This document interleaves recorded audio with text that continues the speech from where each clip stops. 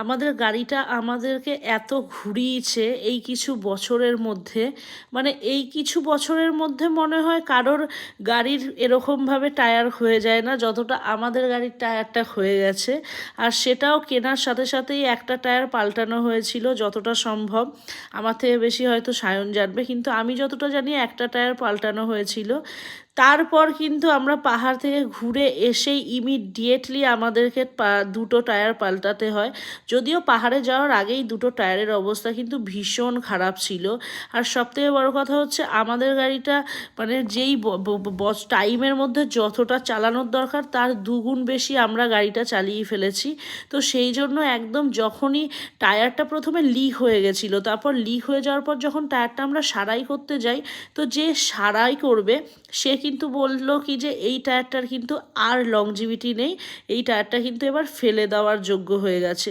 শুনে সঙ্গে সঙ্গেই বর চলে গেল গাড়ি নিয়ে আমাদের পাশে, যেখানে এমআরএফ আছে রাস্তার অপোজিটে, আর তার অপোজিটে আছে অ্যাপেলো। তো আমরা চলে গেছিলাম এমআরএফে। তোমরা কিন্তু অবশ্যই যারা যারা ভিডিও দেখছো তাদের নলেজ থাকলে জানিও কি এমআরএফ আর অ্যাপোলোর মধ্যে কিন্তু সবথেকে কোন টায়ারটা বেস্ট। আমরা এইবার এমআরএফ লাগিয়েছি, দেখি কীরকম কি রেজাল্ট হয়। দেখো, ব্যবহার না করলে তো কিছুই জানতে পারবো না, এখন এমআরএফটা ব্যবহার করলে জানতে পারবো যে সেটা কীরকম হয়। তারপর না হয় নেক্সট দুটো ইচ্ছা আছে অ্যাপেলো থেকে লাগানোর। যদিও অনেকে বললো এমআরএফ ভালো, অনেকে বললো অ্যাপেলো ভালো, আমি কিন্তু কোনোটাকেই ভালো বলবো না, খারাপ বলবো না। কিন্তু আমি এখনও পর্যন্ত এমআরএফটা নিয়ে নিয়েছি প্রায় 3 মাস হবে, কোনো রকম সমস্যা নেই, একদম ঠিকঠাক আছে।